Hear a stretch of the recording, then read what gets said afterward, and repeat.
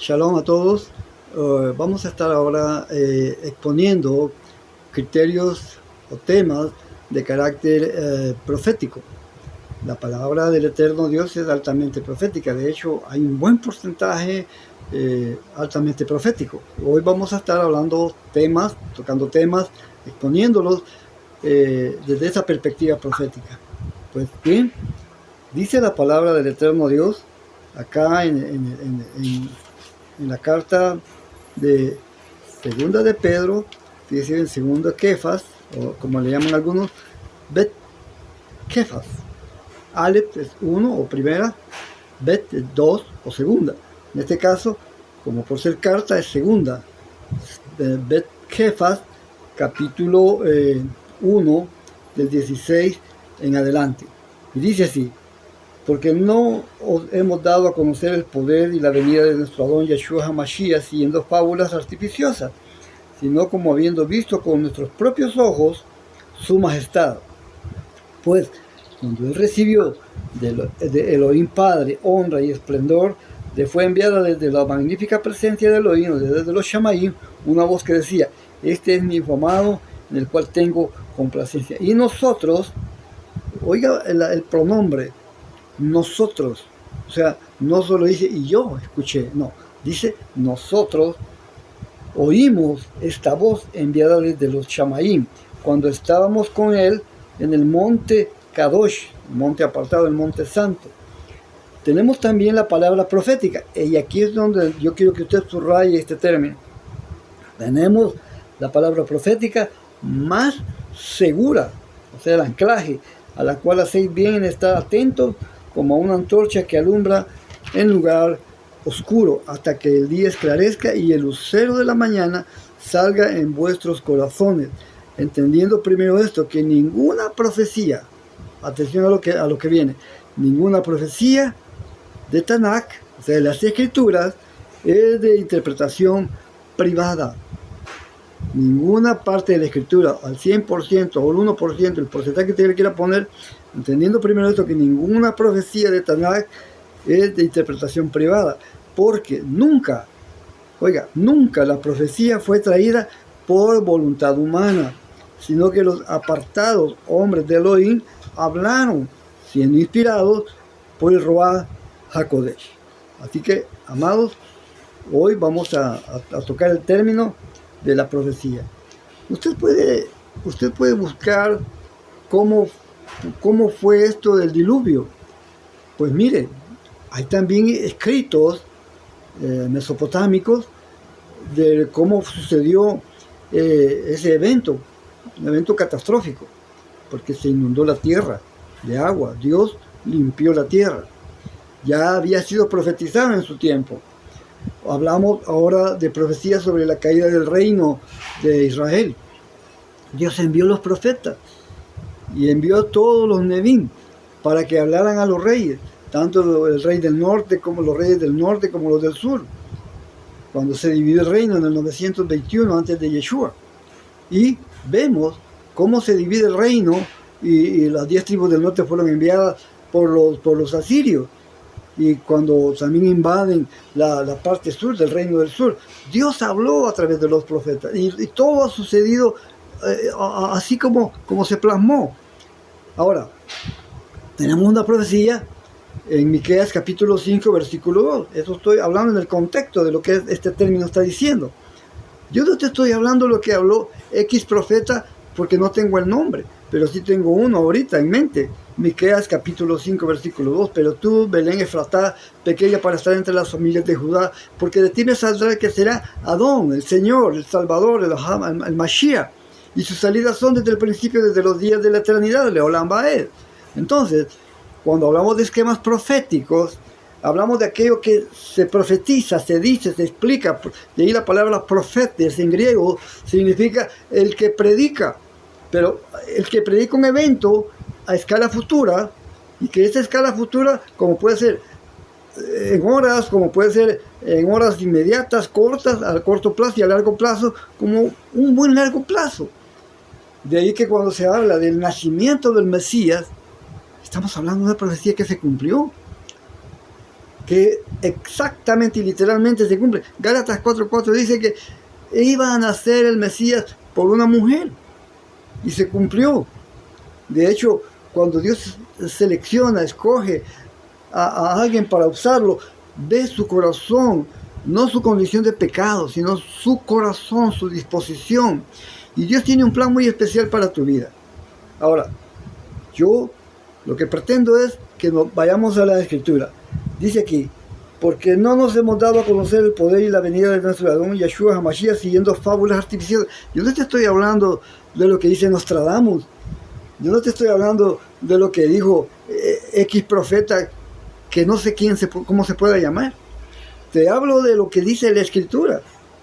Y la Escritura, en este caso, quien escribe esta carta, y la segunda carta que escribe Kefas o Pedro, es el mismo seguidor de Yeshua Talmidim, que después el Señor lo convierte en un hombre muy especial, un hombre que era un pescador, un hombre que su arte, su oficio era la pesca. Entonces viene Yeshua y le dijo que lo haré pescadores de hombres, o sea, en el sentido metafórico, hablando de que ellos iban a evangelizar, iban a llevar el mensaje del reino. Y ahora proféticamente, ¿qué dice acá el Espíritu, el Ruach HaKodesh a través de este hombre cuando escribe, cuando ya la Escritura está escrita?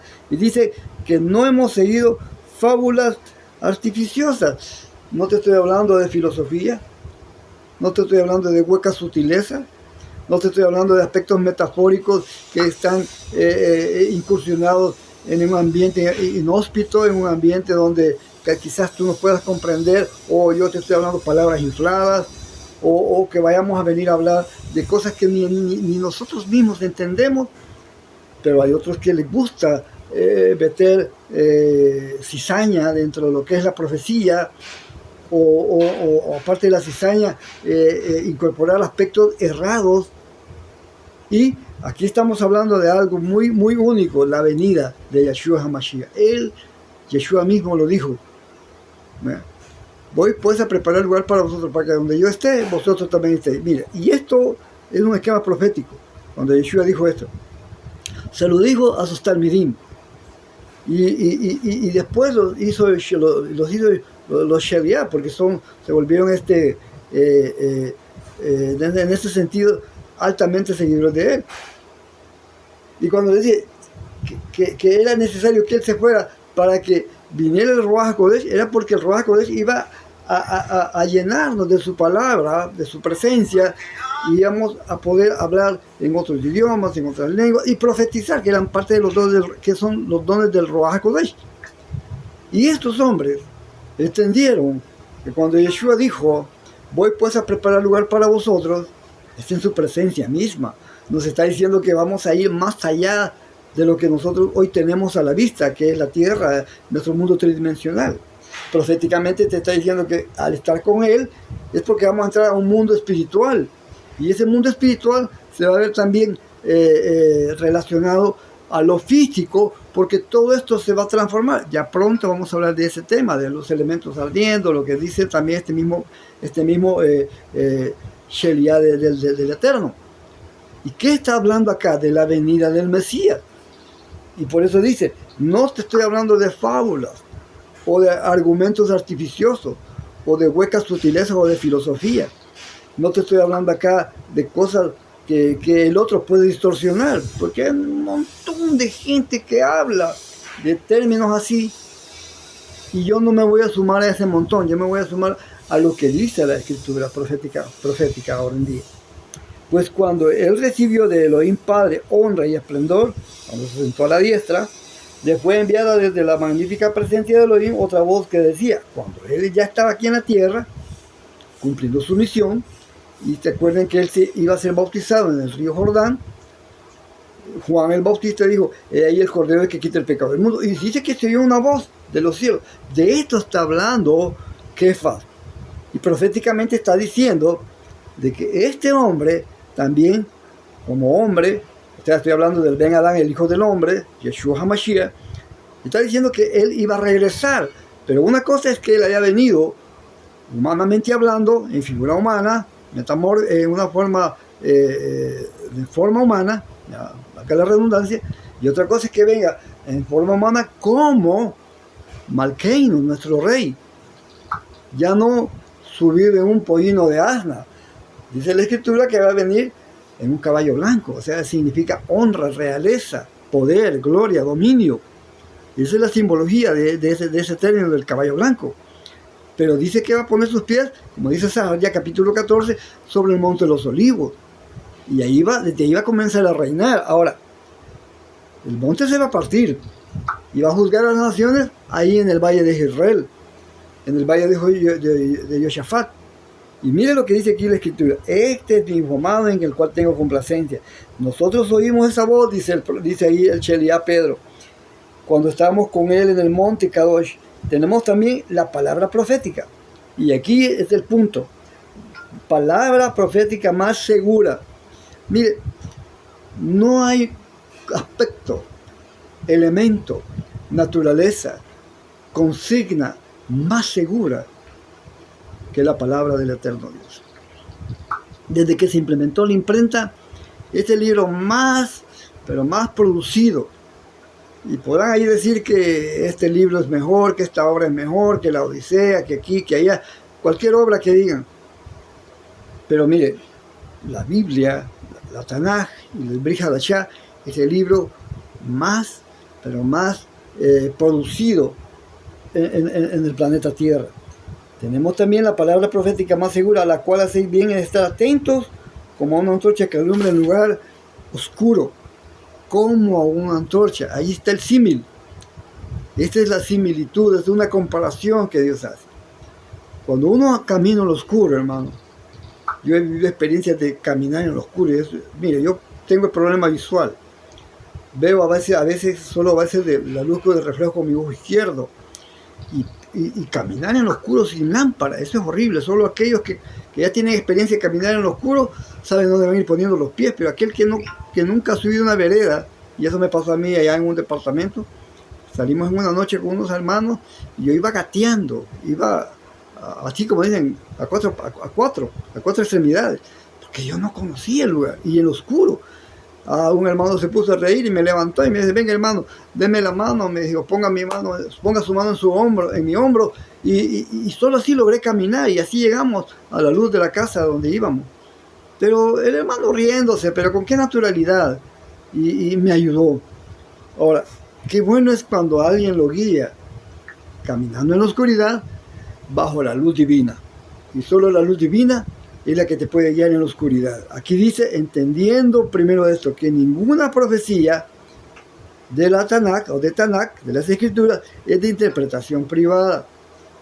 Si yo te interpreto la escritura, va a ser bajo un criterio personal, pero también yo me indago, y si estoy en sintonía de lo que estamos hablando, este mensaje es introductorio a otros que vamos a ir dando. Pero quiero decirte y expresarte algo. Dice que toda la escritura es inspirada por Dios, útil para enseñar, para redarguir, para corregir y para instruir en justicia. 1 Timoteo capítulo 3, versículo 16.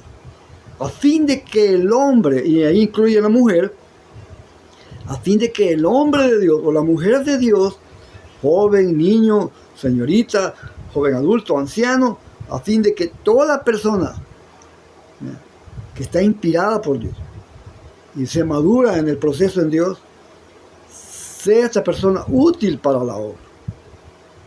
A fin de que el nombre de Dios sea útil para la obra asignada, para el llamamiento que Dios nos ha hecho.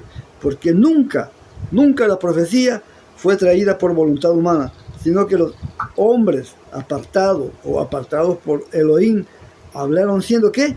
Inspirados. Por eso toqué el tema de la inspiración. Toda la escritura es inspirada por Dios. No podemos hablar, hermano, sin que Dios nos haya tocado en nuestra vida. No podemos hablar cosas que no sabemos, pero de las cosas que nosotros hemos estudiado, hemos vivido, así como dice el Sheliá Kefas aquí, dice que él pone, en el contexto puso algo que él vivió, que dice que él oyó la voz, oyeron, no solo él, sino que estaban ahí los discípulos, y mucha gente que estaba ahí, oyeron la voz, que se abrieron los cielos, y vieron cómo la voz de Dios dijo: este es mi hijo amado en quien tengo complacencia. y se posó una paloma blanca aquí, en el hombro de Yeshua. ¿Por qué? Porque esto significaba que estaba siendo bautizado para la obra ministerial aquí en la tierra. De ahí que su nombre, Yeshua HaMashiach, el ungido, para un acto especial, para un evento especial en su vida. Ungido por el Espíritu Santo, por el Ruach HaKodesh, para profetizar y dar ese ministerio maravilloso. Un ministerio en donde vamos a seguir hablando del esquema profético del Mesías, desde su salida, esquema profético, hasta su venida. Así que prepare su corazón, preparemos siempre nuestra vida, porque palabra profética siempre debe existir. Así que nunca vamos a interpretar la profecía escrita bajo conceptos humanos. Alguien dijo un día así: ve, ¿y esta mujer por qué está hablando cosas infladas? Yo leí ese mensaje. Y la mujer que estaba hablando palabra correcta, palabra profética. ¿Sabe qué sucede? Que a veces estamos más esquematizados, ¿no?, en criticar y en murmurar y no poner atención a la voz de Dios. Estamos más esquematizados, estigmatizados, diría yo, en la denominación religiosa, porque yo soy aquí, yo soy allá, yo soy de esta A, de esta B, de esta C, y yo no creo en eso. Mire, ¿sabía usted que hasta los demonios oyen la voz y creen en la palabra de Dios? Así que, ¿quién soy yo para venir a criticar? O sea, hago esta alusión porque hay muchos que no ponen atención. Dice la Escritura que Yeshua es el camino, la verdad, Emet, y la Jaim, y la vida. Entonces, la fe viene por el oír, y por el oír la palabra del eterno Dios. Así que la profecía está de que Dios tiene un lugar especial para ti y para mí. ¿Quieres saber qué vamos a comer en el reino? ¿Cómo vamos a respirar? ¿Cómo vamos a vivir? ¿Cómo va a ser de largo nuestra vida? Nos alegramos cuando cumplimos años. Y bueno, yo no sé si usted se alegra, pero dice la Escritura que vamos a vivir Leolam Baed, vida por siempre. ¿Cómo vamos a vivir? ¿Cómo vamos a transformarnos? ¿Cómo va a ser nuestra relación con Dios? Si vamos a reconocer a nuestros familiares, ¿cómo va a ser nuestra relación con Dios? Pues todo esto está en el esquema profético. ¿Cómo vamos a gobernar las naciones? Si vamos a reconocer a David, a Daniel, si vamos a reconocer a los profetas del Antiguo, del Nuevo, pues yo creo que va a haber un marco de poder reconocernos, pero no de recordar lo malo, sino solo lo santo, lo bueno que Dios tiene para ti y para mí. Así que, shalom para tu vida, esperando que el eterno Dios vamos a continuar con esto y que el eterno Dios nos bendiga y nos guarde por siempre y para siempre. Shalom para tu vida.